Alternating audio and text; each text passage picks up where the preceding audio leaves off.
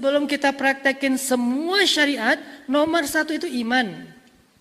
Sebelum kita bicara tentang syariat, tentang rukun Islam, tentang ibadah, tentang akhlak, tentang muamalah, nomor satunya iman. Percaya nggak sama Allah?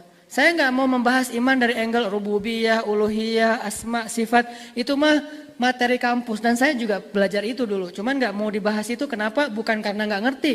Kadang ada orang berpikir kalau nggak bahas rububiyah, kesannya kita nggak lagi ngaji gitu kan.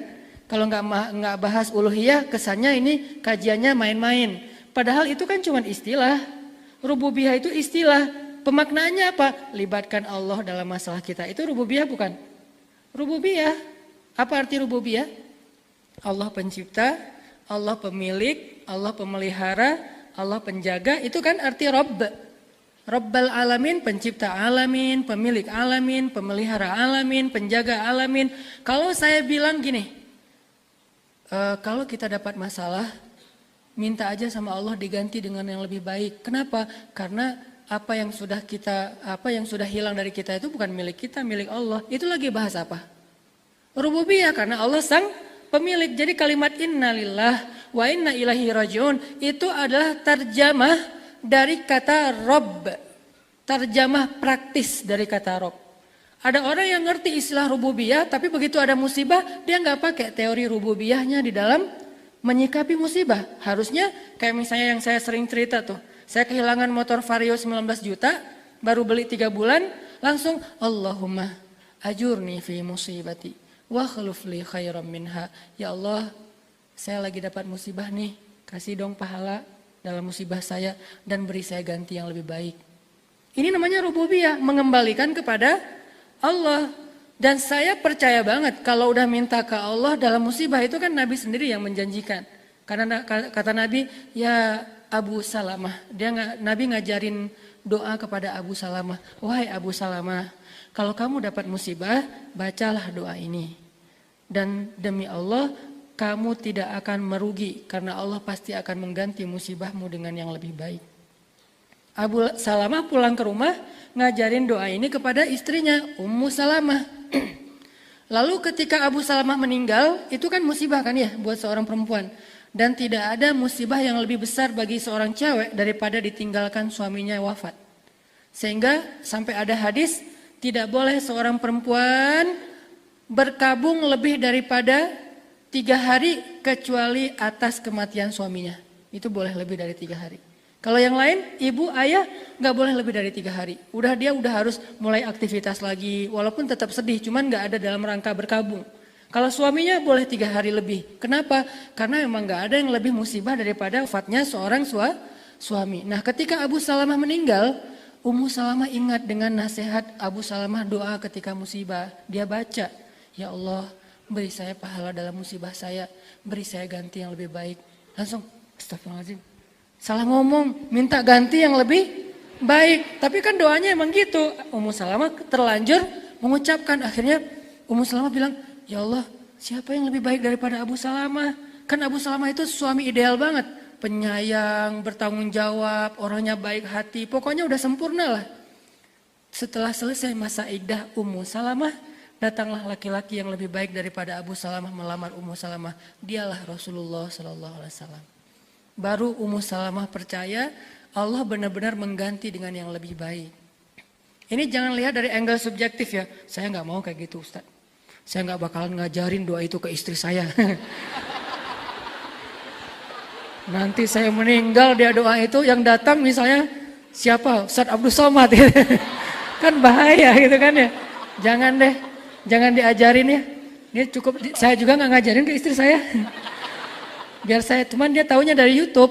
YouTube siapa? YouTube saya. Sama aja. Jadi ya Allah lebih tahu lah yang terbaik ya. Kita nggak usah khawatir dengan keadilan Allah. Terus Abu Salamah kasihan banget ya. Kalau kita jadi Abu Salamah pasti nggak rela deh. Jangan lihat dari angle kita. Karena Abu Salamah ketika mengajarkan ini tahulah konsekuensinya. Dan Allah maha adil. Nggak mungkin hambanya yang mengamalkan sunnah Nabi terus jadi rugi, nggak mungkin. Nah ini artinya apa? Percaya nih kalau dapat musibah berarti mau diganti yang lebih bagus. Akhirnya ketika dapat musibah bukannya sedih malah senang. Kenapa? Wah, ada kesempatan nih minta diganti yang lebih bagus. Ya Allah, motor Vario saya hilang. Beri dong yang lebih bagus. Doa gitu kan pakai bahasa Arab tadi. Sebulan setelah itu Allah ganti dengan NMAX. ABS. Yeah. Cuman agak-agak kurang seru sih pakai rem ABS. Soalnya lagi bonceng istri ngeremnya smooth gitu, kurang Terus sudah ganti dengan ABS gitu kan, yang NMAX. Selang berapa minggu kemudian Allah tambahin, ternyata belum selesai. Kan lebih baik nih dikasih NMAX, selang beberapa lama kemudian dikasih XMAX. Yang harga 40-an juta lah pokoknya. Selang beberapa lama kemudian ditambahin lagi sama Allah dikasih Pajero Sport. Saya ini lagi nunggu-nunggu nih kapan Lamborghini gitu kan. Jadi intinya teman-teman, lewat jalan apa Ustadz? Ya Allah punya banyak jalan dong. Yang penting kita nggak mengambil hak orang lain, nggak meminta-minta, nggak menzolimi orang lain. Yang jelas mau lewat dagang, mau lewat hadiah, mau lewat apapun, Allah yang lebih tahu. Yang jelas kita ikhtiar. Intinya adalah nggak akan mungkin orang yang percaya sama Allah itu nyesel, tuh nggak mungkin. Yang dibutuhin tuh pertama adalah percaya nggak kita sama Allah.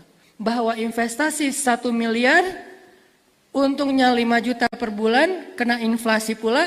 Yang satu lagi investasinya 5 juta, untung juga 5 juta. Minimal tuh, saya nggak percaya untungnya 5 juta. Saya percaya untungnya berkali-kali lipat. Kenapa? Karena Allah sendiri yang mengatakan, hal jazaul ihsan illal ihsan. Adakah balasan kebaikan kecuali kebaikan yang berlipat ganda, yang lebih baik? Kemudian orang yang berinfak di jalan Allah, kata Allah, akan Allah balikan kepada dia 700 apa? Selama ini kita menggunakan istilah kali lipat ya. Ternyata bukan kali lipat. Misalnya kita berinfak, itu infak kita itu Allah ganti dengan investasi. Bahasanya apa? Bahasanya benih.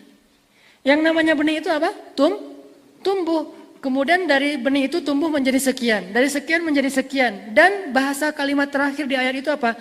Yarzuqu may yasha'u bighairi hisab. Allah membalas seseorang tanpa batas. Tanpa batas. Unlimited. Tidak ada batas. Berarti kita kalau misalnya mau dapat lebih daripada 5 juta, kita mending sedekah aja Ustadz. Ya, untuk dapat 5 juta itu nggak perlu sedekah 1 miliar.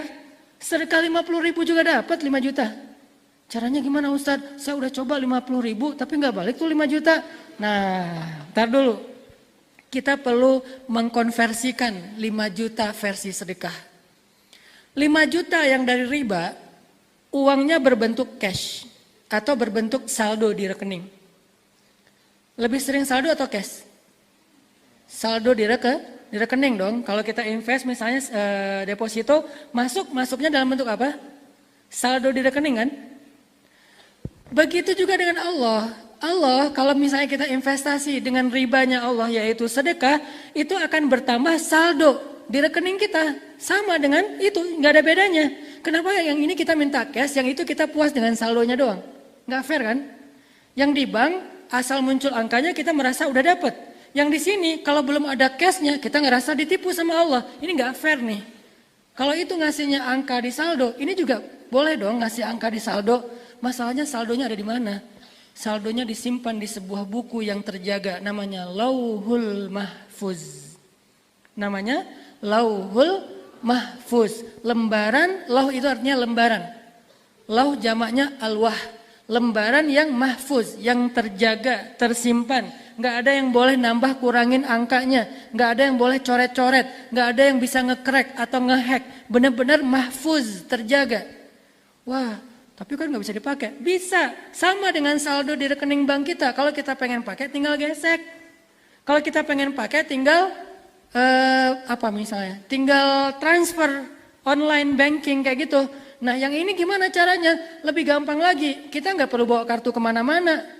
Yang kemudian nanti tiba-tiba kartu kita gara-gara sering dekat dengan handphone jadi nggak berfungsi lagi. Atau pas digesek ternyata udah banyak baret-baret. Dimainin sama anak, digigit sama bayi. Akhirnya kebanyakan gigitan akhirnya nggak berfungsi lagi gitu kan. Susah ngejaga kartunya. Kalau ini nggak perlu pakai kartu. Terus cara ngecairinnya gimana? Minta sama Allah. Ya Allah, Kan kemarin ada tuh duit saya 5 juta. Ini nih bahasa perbankan ya. Tapi nanti dalam doa teksnya berubah. Ya Allah, kan kemarin ada duit saya 5 juta, saya lagi butuh nih, mau beli ini, Allah cairkan. Dan cara Allah mencairkannya tidak selalu langsung uangnya dikasih ke kita terus kita bayar ke orang, nggak kayak gitu. Sama kayak kita di belanja di mall, kita pegang uang nggak kalau pakai kartu?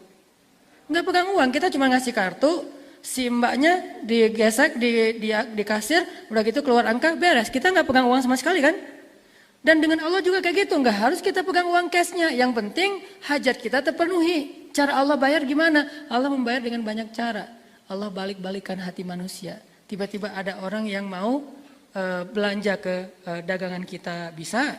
Tiba-tiba ada orang yang mau hadiahin kita, bisa. Tiba-tiba ada orang yang mau ngajak kita berbisnis yang untungnya berlipat ganda tapi effort kita kecil sebetulnya. Bisa, banyak cara. Yang jelas hajat kita terpenuhi. Sebetulnya tuh kita lagi beli, kayak tadi nih.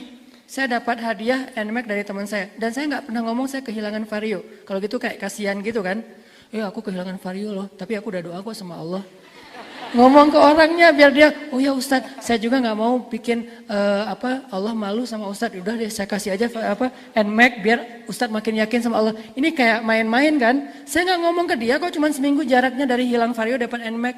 Saya nggak ngomong ke dia saya hilang Vario tiba-tiba, dan saya waktu hilang Vario itu langsung kebayang NMAX hitam. Kenapa? Karena saya senang boncengin anak-anak, terus pengen yang bagasinya bisa masuk lemari gitu kan, yang gede gitu kan. Masuk helm, masuk barang, males banget kan tenteng-tenteng gitu kan. Habis belanja di Alfamart, belanja gitu kan ya. Kayak malu gitu, taruh aja di dalam bagasi. NMAX black on black. Oke, hitam gitu ya. Warna lain nggak mau. Udah minta gitu kan, terus minta sama Allah. Tiba-tiba orangnya kayak, Alhamdulillah Ustadz saya baru dapat rezeki, saya pengen hadiahin Ustadz motor. NMAX mau nggak Ustadz? Ya terserah sih. Padahal emang itu yang dari kemarin dipengenin kan. Ya terserah aja deh, saya juga alhamdulillah hadiah, masa saya harus minta yang spesifik. Oh ya udah, Ustadz senangnya warna apa? Bebas aja. Ya udah yang hitam aja ya Ustadz, kayaknya yang bagus tuh warnanya hitam. Oh ya nggak apa-apa. Padahal dalam hati, wah wih gitu kan. Nah itulah Allah ya. Jadi maksudnya duit saya tuh nggak saya ambil secara cash, tapi Allah langsung bayarin kepada orang itu dalam bahasa Allah jadikan hati dia itu sayang kepada kita. Allah munculkan rasa kasih dan sayang ataupun cinta di dalam hati hambanya. Dia dapat apa? Dia juga gitu lagi tuh, berkembang terus. Itu tuh kayak sistem marketing yang dahsyat, berkembang. Dan dia nggak akan selesai. Dia ngasih ke kita, Allah ngasih lebih banyak lagi ke dia. Lewat siapa? Lewat orang lain. Orang lain itu gitu terus aja muter dan unlimited.